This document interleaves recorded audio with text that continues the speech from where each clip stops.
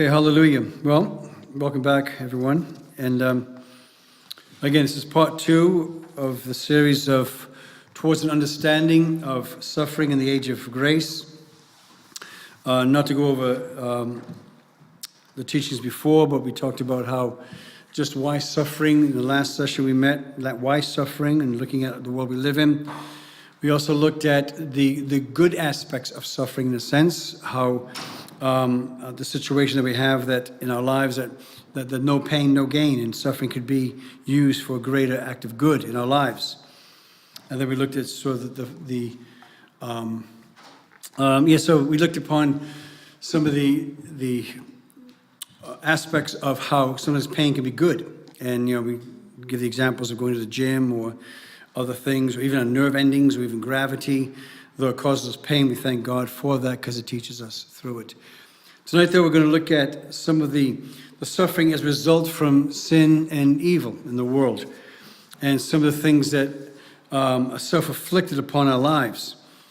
Now, as a minister that I've ministering to the broken and the lost for many, many years, over almost 30 years, as a minister on the streets for the homeless, as minister to drug addicts through a ministry called Teen Challenge, even being a chaplain in a local surgery. My whole ministry is surrounded by people who are hurting. And so tonight I'm looking at a theological aspect of it. This is, practical theology we're looking at. It's a school of ministry in that sense, and practical theology, to understand the theology of suffering and also in the age of grace. So as I speak of these things right now, and I'll be talking about some pretty heavy things that may cause sin that we see in the world today, that does not take away the fact of that some people, because of this, are suffering real pain and real problems and stuff. I mean, just recently I was just ministering to a man who, his young son, 9-year-old son, lost his left arm because of cancer. They had to amputate the arm, and they found out now that the cancer's gone into his lungs. He has 2 weeks to live. And I only mentioned that because he had me in the office and basically wanted me to pray for him. He's not really a believer, but suddenly with tragedy happening, suddenly their eyes are now focused on God. And in tears, absolute tears of seeing, first of all, the loss of limb of his son, but then now also the loss of life. In the same week, I was on the street. I was talking to a woman who, again, a week earlier, she's living on the street, and her tent was just stolen. There's a pouring rain out. We ended up giving her a sleeping bag. But and that's the best we could do at the time, but she just had a miscarriage 6 days earlier. And she was still having the effects on her body of that. But being in A&E for a few hours, they just released her. And she's on the street, and in great pain, and also incredible angst in the position she's in. Those are just 2 of the many that I may see weekly. And, the pain is real, and the situations are real. But we're looking at suffering right now as a result of sin and evil. So when I talk about this, I'm not talking about these particular cases. And even in our own lives, we may be suffering right now that we are somehow worse than anybody else. We're just filthy, rotten sinners, and therefore God's putting us down like his thumb on us and squashing us. No, but we're looking at right now of a theology of suffering and why it is in the Bible and the grand scheme. But if you turn right now to Genesis chapter 3, because we're going to look at the very beginning now of suffering as a result of sin and evil. And look at Genesis chapter 3. Genesis chapter 2, God created both man and woman, and in his image. And in chapter 3, we have the fall. What's known as the fall, we have the serpent. The first time Satan is even mentioned, the devil is mentioned. He comes as a serpent, and that's chapter 3. And there is a fall. Look at verse 14. After Eve was deceived and took the fruit, she gave it to her husband, who disobeyed and ate. The first act of disobedience. Well, besides, if you look at this greatest scheme of things, the first disobedience, of course, would be Satan himself disobeying, but that's a different teaching for a different time. On earth and human beings, the first time of disobedience would be Adam disobeying God, taking the fruit and eating it, being commanded not to do it. And look at verse 14, chapter 3. Reading, it says, "So the Lord God said to the serpent," so God brings a judgment. When we sin, there's consequences. And there was consequences here. So first of all, the first judgment is to the devil, to the serpent. So the Lord God said to the serpent, because you have done this, cursed are you above all livestock and all wild animals. You will crawl on your belly and you will eat dust all the days of your life. I will put enmity between you and the woman, and between your offspring and hers. He will crush your head and you will strike his heel. Now, many theologians believe this is the first messianic promise. It foreshadows the cross. That even though Satan's head will be crushed at Gethsemane, or at Calvary rather, he will strike his heel. In other words, there will be damage to that particular person, which of course was Christ. He did die, but in that he rose again, and there's redemption. Anyway, going on. That's the first curse. The second one, he said to the woman now, I'll make your pains in childbearing very severe, which gives the impression that it wasn't severe at the beginning. This is part of the curse. Very painful labor, you will give birth to children. With painful labor, you will give birth to children. Your desire will be for your husband, and he will rule over you. That's very interesting. Let me just go on with the husband, and then we'll deal with this issue as well. To Adam, he said, because you listened to your wife and ate the fruit of the tree about which I commanded you, you must not eat from it. I commanded you, you must not eat from it. Cursed is the ground because of you. So the snake is cursed. By the way, he did not curse the woman, but there was a judgment upon the woman, and he did not curse humanity either. The ground is cursed because of you. Through painful toil, you will eat food from it all the days of your life. It will produce thorns and thistles for you, which gives the idea that before that wasn't happening. You will eat the plants of the field. By the sweat of your brow, you will eat your food until you return to the ground, since from it you were taken. From dust you are, and to dust you will return. Interesting. So the serpent is cursed, the ground is cursed.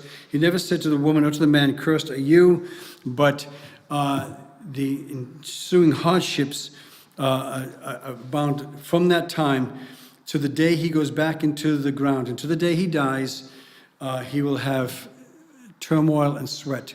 Job chapter 14:1 says, man born of woman, his days are few and full of trouble. That's for anyone. When we come out from the womb to the tomb, we live in a reality now of a fallen nature. Even the ground is not our friend. Even all around us is not our friend. So the world that God so loved and everything was flourishing is now changed. It's a huge paradigm, to say the least, shift here. Everything is different right now. The woman's desire, we see that.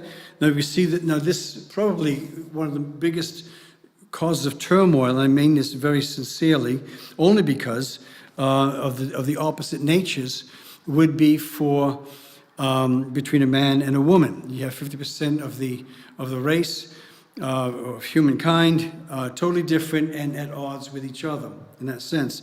There was a separation of the fellowship between the husband and wife, between man and woman at that time. It's amazing. First of all, there'd be pain in childbirth, so that the function that is so blessed by women, which men would never ever obviously experience, is effective life coming from life. That would be a very painful experience from here on in. That dominion over the husband, we know that is not to rule over the woman, is not to crush the woman, but it was in fact, at the very beginning, Adam was created. The word came from God to the man, and the man shared that with the woman. I believe that Eve did not disobey. She did not believe she was disobeying, but she was deceived. The snake cunningly deceived her. The 4 lies from Satan were basically that you shall not die, you shall live forever. Questioning God, did God really say that? And then you will be like God. Those 4 things. It says she saw the fruit. It was a delight to her eyes. It was able to make her wise. And the third one was, it was good for food. It was good for food. It was a delight to her eyes and able to make her wise. The exact same thing right now, friends, how we are drawn into the world system right now, which causes so much pain in our lives, is mirrored in 1 John chapter 2. When the apostle through the Holy Spirit says, love not the world, the lust of the flesh, the lust of the eyes, and the pride of life. It's exactly the same scheme that he used on Eve. It was good for food, lust of the flesh. It was a delight to her eyes, a lust of the eyes, and able to make her wise, you should be like God. The exact same thing he said to Jesus when he tempts Jesus. If you're the Son of God, see these stones, turn them into bread. I know you're hungry, the lust of the flesh. He brings him to the highest pinnacle. He says, if you bow down to me, I'll give you everything that the eyes is set upon, the lust of the eyes. He says, if you jump from here, angels, as the Bible says, will lift you up and will save you. In other words, prove yourself, or the lust of, or that the pride of life. The exact same thing that he tempts Eve on. He tried to tempt Jesus on, he didn't buy it, and that's the same three things he tempts us on, which causes incredible pain in our lives. Either the lust of the flesh, the lust of the eyes, or the pride of life. We can just draw the string, and all these things that we go through go back to one of those three things. And also it talks that there's now the first thing that Adam does, he blames the wife. The first marital argument here. First, she blames the snake. Interesting, neither one took responsibility. She blames the snake.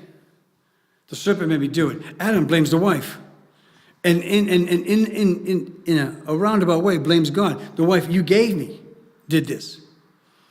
It was a woman that did it. Because you listened to your wife. You do this, so, that's verse 12, by the way. And the man said, the woman you put here with me, she gave me the fruit from the tree, and I ate it. So, I didn't read that, but that's in the text in verse 12. So we see, actually, the first breakdown of this relationship that was so beautiful between a man and a woman. There's now a rift between that. And even, those who have a very, very good marriage, we know that marriage is work from beginning to end. It doesn't flow. And now there's this, the whole thing, men is from Mars, women are from Venus, and, all these things, the whole thing about the man and woman thing, both parties think the other one doesn't think properly. But there's a great divide that goes right back to the garden, where there's a separation. Man's work would be nothing but thorns and thistles. He will eat with the sweat of his brow. I mentioned this last week as far as honest work. Before the fall, and again, maybe this is just semantic within the English, he would go out and till the soil. Sounds very romantic. I'm going out tilling today, darling. And he goes out tilling the soil. After the fall, he toils with the soil, from tilling to toiling. And for the rest of his life, from the sweat of his brow, just to feed, just for the piece of bread, he's going to have to work. And that is a grudge. Most people today, they're doing jobs they don't like, and they just do it they can't wait for retirement, and the work is now a grudge and a cause of so much anxiety, which also brings financial stuff, which also brings relationships, and all of it is the result of the fall. And of course, the ground is cursed with thorns and thistles. Look at, if your fingers are fast here, go with me to Romans chapter 8, or if you have your phones, it's a lot easier. But I like the rustling of the leaves. If you could get the pages here, go over to Romans chapter 8, verse 20 and 22. And Paul brings up this whole idea as well. With this, Romans chapter 8, verse 20 and 22, it says, for the creation, where do you get there? Romans chapter 8, verse 20, for the creation was subjected to frustration. Not by its own choice. No, there was a fall of man. See, Adam being the crown of creation, friends, when he fell, all of creation fell. Adam was the crown of creation. Everything else was what God made. It was a light to his eyes. And he said, let us make man in our image. The last thing, the absolute crowning glory of God's creation was the human being. And when that fell, everything fell. If the head is sick, the whole body is ill. It is the same principle. So the creation was subject to frustration, not by its own choice, but by the will of the one who subjected it, in hope that the creation itself will be liberated from its bondage to decay and brought into the freedom and the glory of the children of God. And by the way, the earth is not going to be redeemed In fact, Jesus clearly says that the earth will pass away. It is under, but it did fall. There is a disconnect with what God had said. It is pleasing when he first had creation. After the fall, there is a difference. And again, it has thorns and thistles. And in that sense, the world, it talks about the world system, of course. The world is not our friend, but also, the world is a very dangerous place to live in. I mentioned this in the last section. It was only about 150 years ago, and that was about it, that they figured out scientifically how to get rid of diseases and how to work with diseases. Before that, we were subject to every single thing that the earth has, from diseases to injuries, to cuts and bruises, to everything, it's amazing. And, blood diseases, mental illness, and we just live in a system that has fallen. And of course, the earth, all of nature is under a curse. I mean, one could even say, look at the storms. You can blame other things. Some say global warming, some say this, some say that. But, from the beginning, there's been earthquakes, there's been shakings, there's been palaces beneath the ground that have been shaking. People have died from natural causes. It's interesting, isn't it, that insurance companies, when these things happen, insurance companies actually call them acts of God. And it's amazing. Why is it always negative things they call acts of God? A tornado hits, a volcano happens. And they have insurance policy that you can get insurance from these things because of acts of God. Now, why do they have positive things? When a newborn baby is born, that's an act of God. The changing of the seasons is an act of God. But unfortunately, it's always just the negative things. They always say it's an act of God. But anyway, so that from just this first kind of point here, we see that man's and woman's relationship is jolted. And that is the first effect of the fall. And that, friends, affects everything. Family life, upbringing, society.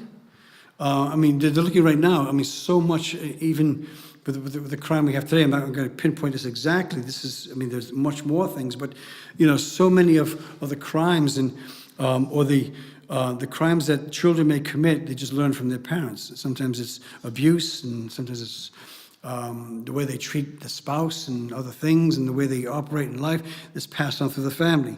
And that from the very beginning, that was torn apart. And the fact that sin, just go back to Genesis, please, and the fact that, sin brings suffering, this theme is constant through the whole Bible. Go back to chapter 3 again. We have chapter 3, and chapter 3, of course, goes into chapter 4. And Genesis, the word means beginning, so the first of a lot of things are in Genesis. The first child is born. And then we have that in Genesis chapter 4. And also the first murder happens in Genesis chapter 4. Look at this, look at just verse 2, halfway through verse 2. Now Abel kept the flocks and Cain worked the soil. By the way, Adam and Eve had many, many sons and daughters. There's only two that are mentioned because that's one thing that it's like apologetics 101. Well, Adam and Eve only had two sons. Where did the population come from? No, he had many, many sons. But they mentioned the two most important ones here. So Cain and Abel worked the soil. In the course of time, Cain brought some of the fruits of the soil as an offering to the Lord, and Abel brought an offering, fat portions of some of the firstborn of the flock. The Lord looked with favor on Abel and his offerings, but on Cain and his offering he did not look with favor. So Cain was very angry, and his face was downcast. So right there then we have this idea ingrained within us. The fall that happened is a change in our whole countenance. And suddenly there's jealousies, there's discontent, there's anger. Then the Lord said to Cain, "Why are you angry? Why is your face downcast? If you do right, will you not be accepted? But if you do not do what is right, sin is crouching at your door." The fall has happened, friends, and sin is at the door. Sin is all around. It desires to have you, but you must rule over it. The whole idea of dominion and rule is throughout the Bible as well, friends. God rules his kingdom with authority from the very beginning. And with this, you must have a dominion over that. Now, Cain said to his brother Abel, "Let's go out to the field." And while they were there, now this is all premeditated murder. From the very beginning, the first offspring from Adam and Eve, already this premeditated murder. let's go out there to the field, and seemed so innocent. While they were there in the field, Cain attacked his brother Abel and killed him. The very first murder happens. First offspring. First, that's it. And then the Lord comes and deals with Cain. He banishes Cain. He makes Cain a wanderer. From that, look at chapter 6. From then, and then there's so much, and then the population explosion. There's so many human beings who are being born, and which is exactly what they were called to do. And so when human beings began to increase in number on the earth, verse 1, chapter 6, on the earth, and daughters were born to them. The sons of God saw the daughters of humans were beautiful, and they married any of them they chose. And the Lord said, my spirit would not contend with humans forever, for they are mortal. Their day will be 120 years. So he's put a limit on the days right now. Interesting, Noah lived to be way in his hundreds. But now, because it's, because, see, when Adam sinned, death entered in. That's probably the ultimate cause of the sin. The result of sin is death. And now the days are limited. Adam was created to live forever. Because without sin, there was no death. Once he sinned, death entered in, Adam became mortal. Just go down to verse 5. And the Lord saw how great the wickedness of the human race had become on earth, and that every intention of the thoughts of their human heart was only evil all the time. And the Lord regretted that he had made human beings on the earth, and his heart was deeply troubled. So the Lord said, I will wipe from the face of the earth the human race I've created, and with them the animals, the birds, the creation, and all and creatures that moved along the ground. For I regret that I have made them. But Noah found favor in the eyes of the Lord. This is a very important part right now that we're studying the last session, and now this understanding suffering in the age of grace. This is the first time grace is mentioned in the Bible. The Hebrew word is actually translated in the English as favor, but that's the Hebrew word for grace. Verse 5 says, the Lord saw. The Lord sees. He sees what's happening. The sin was rampant. And I don't have time right now, but if we go into Luke, Jesus says, as it was in the days of Noah, so it shall be when the Son of Man returns. There was buying and selling. There was marrying and giving in marriage. There was so much going on. There's a lot of commerce going on. There's so much going on that people have forgotten God. Just because it says there was so much evil doesn't mean that everybody's slashing each other's throats and all this other stuff. No, there was just a disregard for God that was going on. Massively disregard for God. And God saw, God sees. Verse 5. Verse 6. The Lord regretted, God grieves. Verse 7. And the Lord said, God speaks. See, even through this incredible wickedness that's going on, we've already seen a few chapters before, there's already murder was going on, and massive disobedience. By the way, just to fast forward this a little bit, or go back, Cain was called to be a wanderer. What is the first thing he does? He establishes a city, disobeys God. The first city, he creates the city Nod and forms a city. After being told by God to be a wanderer, he's total disobedience and now he's a city dweller, which is a whole other theology. I have a whole theology of the city. One day I'll be teaching on that too. But the whole idea of a city, the roots of it is in rebellion against God. But anyway, chapters 5, 6, and 7, God sees, God grieves, God speaks. God sees, God grieves, God speaks. And when he speaks, verse 8, Noah found favor and there's grace. So his understanding suffering in the age of grace, it stems from God, and the rest, God wiped out the whole human race except for 8 people with that. So we see that the first murder in Genesis chapter 4, the result of the fall, and the suffering that this brings through the Bible, just these few short chapters I can go through from Genesis to Revelation of some of these things. chapter 6, we see that the sin is so widespread, it's all over all of humanity. Even the inclination of the human heart is evil from birth. And that, friends, when you have an unsanctified heart like that, again, when we suffer evil, we suffer injustice, we suffer these things as part of the fallen nature that we live in. And again, this is not to have compassion on those who are going through things. Not everything is your fault type of thing, but it is a result of the fall in which we are living in. I mean, look at Numbers 14, because then, again, just two more examples here, and then I'm going to go on to the next point. But Numbers 14, the book of Numbers, it's the fourth book of the Old Testament. It's part of the book of Moses, Numbers 14. You look at Israel as well, too. For 40 days, for 40 years rather. Numbers 14, verse 33.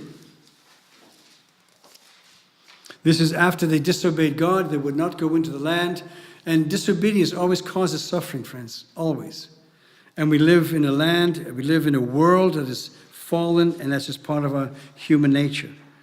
But verse 33 says, your children will be shepherds here for 40 years, suffering for your unfaithfulness until the last of your bodies lies in the wilderness. Now, did everybody was disobedient and refused to go into the promised land? No. But those that had made that choice, caused suffering for hundreds of thousands of people because they did not go in. Just one last thing here. Go to Isaiah 24. See, the Lord is going to lay waste the earth and devastate it. He will ruin its face and scatter its inhabitants. It will be the same for priests as for people, for the masters as for the servant, for the mistress as for her servant, for the seller as for the buyer, for the borrower as for the lender, as for the debtor as for the creditor. The earth will be completely laid waste and totally plundered. The Lord has spoken this word. So this is not the opinion of Isaiah. God is bringing forth the words. It's like thus saith the Lord type of prophecy. The earth dries up and withers. The world languishes and withers. The heavens languish with the earth. The earth is defiled by its people. They have disobeyed the laws, violated the statutes, and broken the everlasting covenant. Therefore, a curse consumes the earth. We read that just in Genesis. Its people must bear their guilt. Therefore, earth's inhabitants are burned up, and very few are left. Amazing, man. The new wine dries up, and the vine withers, and all the merrymakers groan. The joyful timbrels are stilled, the noise of the revelers are stopped, the joyful harp is silent. It goes on and on. It's amazing, friends. See, the more you understand God's grace, the more God shows you why the grace is so powerful. And the grace is so intense, and the intensity of God's grace. Go to Galatians chapter 6. You know, I believe that we should take care of the earth. I don't believe that, well, let me put it this way. I'm not a member of the Green Party. I'm not going to get political here. I don't put that as taking care of Mother Earth is my priority. I take care of the business of Father God more than Mother Earth, even though I do believe that, we should be good stewards. But Jesus said, the earth will pass away. Heaven and earth will pass away. This, and those of us who know the Lord, this is not our home. So to understand a theology of suffering, we take it from the very beginning of how God sees the earth right now. Yes, he ministers to those who are broken. Yes, he comes down to the hurting. Yes, he's a friend of the poor, and he heals. He does miraculous things. But overall, friends, as we look at this theology of suffering, we're looking at it from God's point of view. Look at Galatians chapter 6. And this is one of the reasons here. Galatians chapter 6, verse 7. Do not be deceived. God cannot be mocked. A man reaps what he sows. With an unregenerated heart, and the only inclination of the heart is evil from birth, we will reap what we sow. Even those with the best intentions, even those who are on our, point of view, that's page 1095 in the Bibles before you. Even the ones that are, sort of like nice, moral people, Paul deals with this in the book of Romans, chapters 1 through 3, that all are under the sentence of God. So, going back here now, in Galatians chapter 6, verse 7, this is a principle that when we reap what one sows, and when your heart is it says in Genesis, that even the inclination of one's heart, this is page 1095 in the Bibles before you. So, okay, let me just go. I'm not going to spend too much time on this verse. This is just more or less in passing about, one reaps the consequences of what one sows.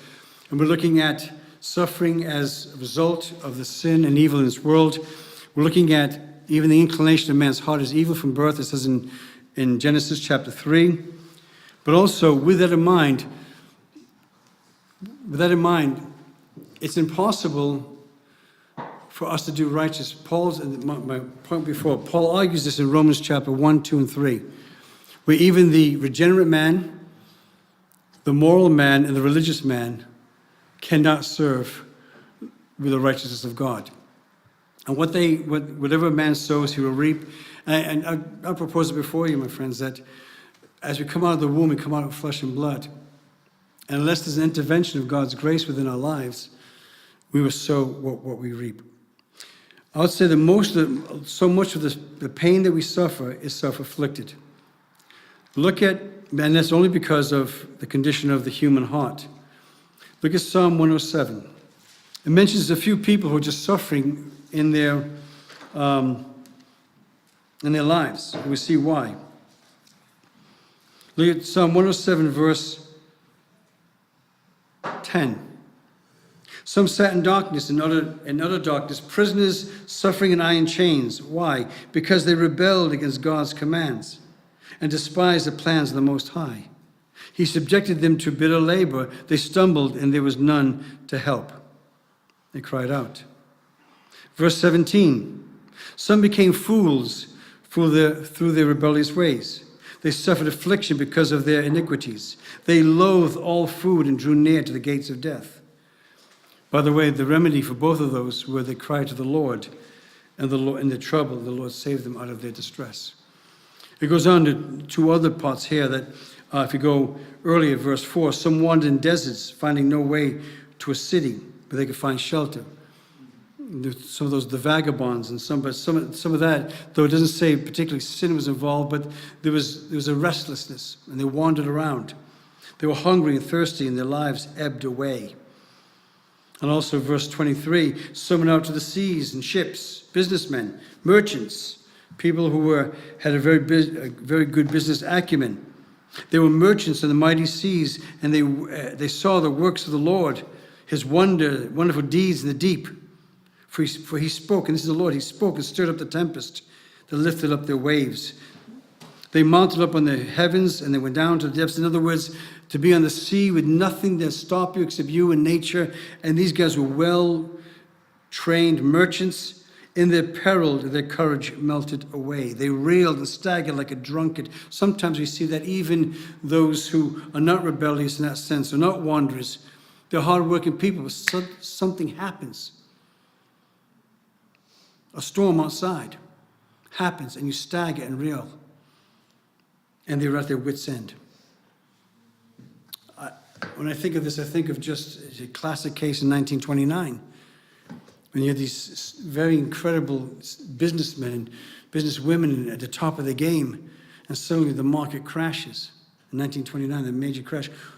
What's the classic scene we see of that? People jumping from their windows. The whole life is ruined because suddenly the financial carpet is taken away and they're at their wits' end. That's the result of the fall. It just happens. So sometimes and maybe it could be self-inflicted. Maybe they weren't preparing for the end. Like we have the one person that Jesus talks about, the parable of a very astute businessman who had a full barn of grain. He was an incredible farmer and businessman. So good, he said, I'm going to build another barn. And he filled that with grain and wheat. And man, he was set for life. And he put his feet up and said, man, I don't have to work the rest of my life. I'm fine. Bang, that night he died. And Jesus said, you fool. You fool.